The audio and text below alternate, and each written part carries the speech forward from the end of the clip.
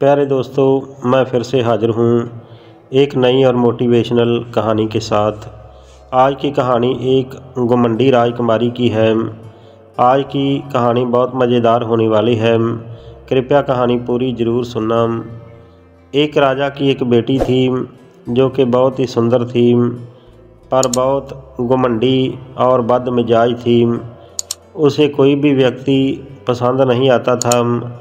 राजा उसका विवाह करना चाहता था, पर वह घुमंडी लड़की हर लड़के में कोई न कोई कमी निकालकर उसके विवाह के प्रस्ताव को ठुकरा देती थी। उसकी बदमिजाजी से राजा बहुत ही परेशान था। उसने एक बार अपनी बेटी के लिए स्वयंवर रचाने का इंतज़ाम किया और दूर दूर से विवाह के इच्छुक नौजवानों को इस स्वयंवर के लिए आमंत्रित किया गया। इन सभी नौजवानों को उसने उनकी हैसियत के मुताबिक उनके स्थानों पर बिठाया। इसके बाद उसने अपनी बेटी को उन राजाओं और राजकुमारों की सभा में बुलवाया ताकि वह अपनी इच्छा से किसी को अपना पति चुने। पर राजा को तब अत्यंत ही दुख हुआ जब उसकी लड़की ने हर एक उम्मीदवार में कमियां ही निकालनी शुरू कर दी। उसके लिए कोई बहुत मोटा था, कोई बहुत ही पतला, कोई बहुत लंबा था तो कोई बहुत ही छोटा। किसी की शक्ल मरीज की तरह पीली थी तो किसी की तरबूज की तरह लाल।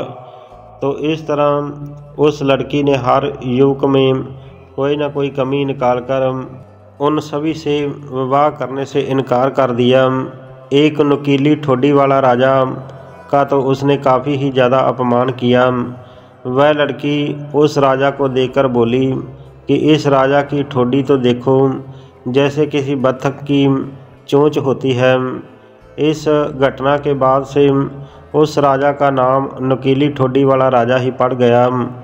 राजा ने जब अपनी बेटी को सभा में आए हुए राजाओं और राजकुमारों का अपमान करते हुए देखा तो वह गुस्से से लाल पीला हो गया और बोला कि इस लड़की ने सभा में आए हुए मेहमानों का बहुत ही निरादर किया है, इसलिए अब इसे उस भिखारी से विवाह करना पड़ेगा जो कि भीख मांगने के लिए मेरे दरवाजे पर सबसे पहले आएगा।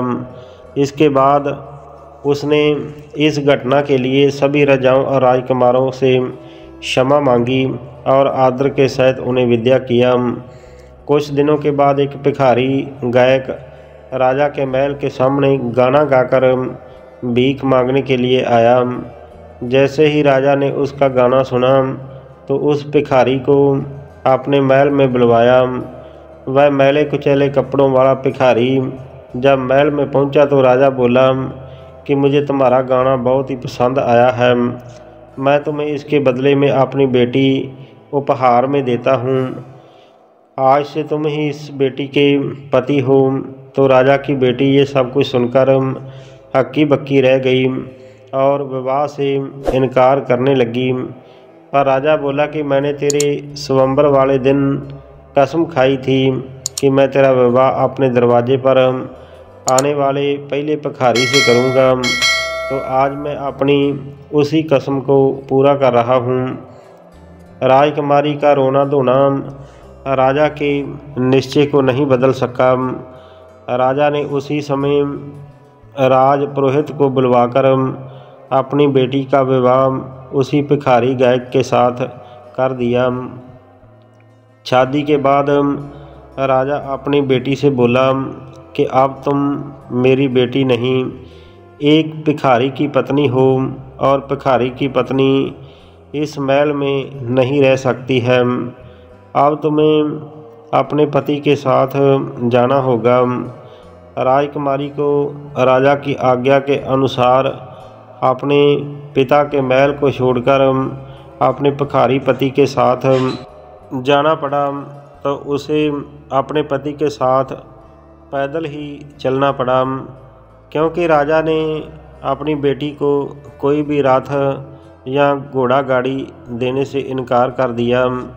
जब भिखारी पति के साथ वह एक जंगल से गुजर रही थी तो उस राजकुमारी ने धीरे से अपने पति से पूछा कि ये इतना सुंदर जंगल किसका है। तो उसने जवाब दिया कि ये जंगल नुकीली ठोडी वाले राजा का है। अगर तुम उससे शादी कर लेती तो ये सुंदर जंगल आज तुम्हारा होता। लड़की मन ही मन में पछताने लगी और बोली कि काश मैंने उस नुकीली ठोडी वाले राजा से शादी कर ली होती। जंगल से निकलकर दोनों ही एक बड़ी सी बस्ती से गुजरने लगे तो राजकुमारी ने भिखारी पति से फिर पूछा कि ये सुंदर सा नगर किसका है। तो पति ने जवाब दिया कि नुकीली ठोडी वाले राजा का है। राजकुमारी ने एक गहरी सांस भरी, बोली कि काश मैं उसी राजा से शादी कर लेती।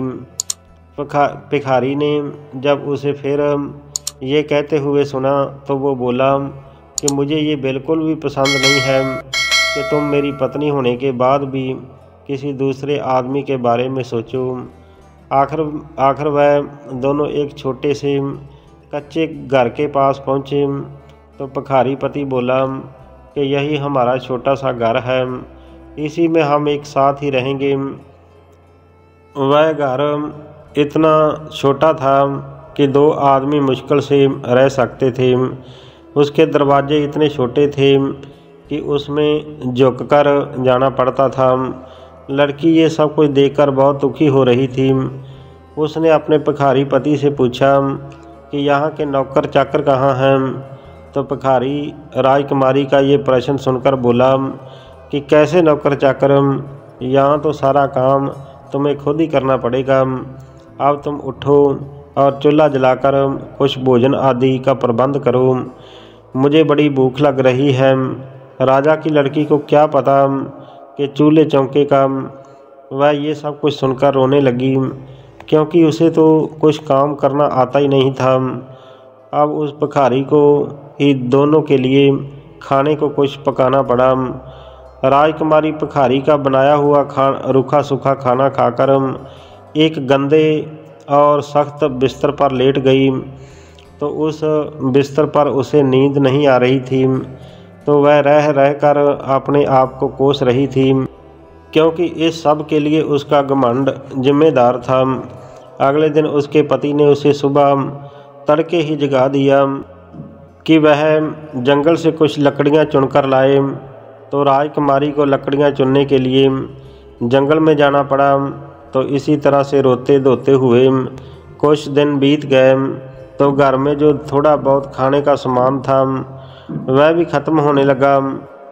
तब वह भिखारी अपनी पत्नी से बोला कि देखो, ऐसे हाथ पर हाथ धरे बैठे रहने से काम नहीं चलेगा, हम दोनों को कुछ काम करना पड़ेगा। मैं भीख मांगना नहीं चाहता हूँ क्योंकि एक राजकुमारी मेरी पत्नी है। अब हमें कुछ ऐसा करना पड़ेगा जिससे कि हम दोनों इज्जत की ज़िंदगी बिता सकें। मैं जंगल से कुछ बांस इकट्ठा करके लाऊंगा, तुम उससे टोकरियां तैयार करना। तो इतना कहकर भिखारी जंगल से बांस इकट्ठे करने चला गया। वापस आकर उसने बांसों को बारीक बारीक छीलकर टोकरी बुननी शुरू कर दी और साथ में राजकुमारी को भी बुननी सिखाई। पर सख्त बांसों से राजकुमारी के कोमल हाथों से खून निकलने लगा।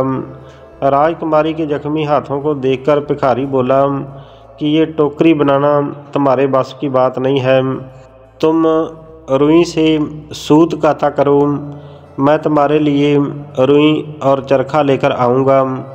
अगले दिन भिखारी अपनी पत्नी के लिए चरखा और कुछ रुई लेकर आया। पर जब राजकुमारी ने सूत काटना शुरू किया तो तकले से उसकी उंगलियों से खून निकलना शुरू हो गया।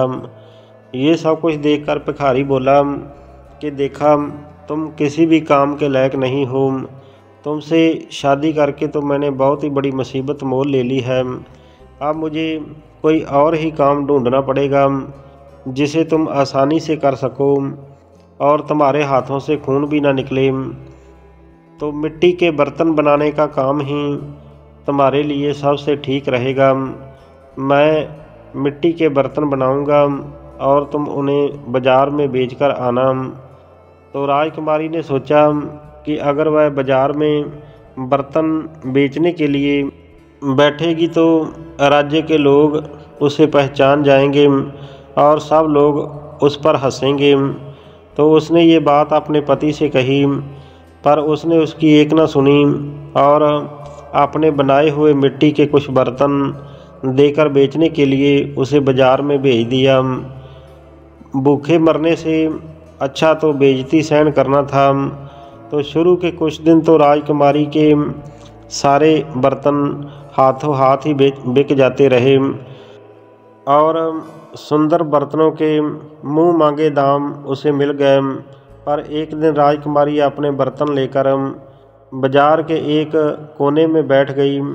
तो एक दिन एक शराबी सैनिक उधर से निकला तो उसका घोड़ा उस लड़की की दुकान से टकराया और सारा ही सामान टुकड़े टुकड़े हो गया। राजकुमारी घबरा गई और रोने लगी। वह बोली कि अब मेरा क्या होगा, मेरे पति क्या कहेंगे। वह भागती हुई घर गई और पति को सब कुछ बताया।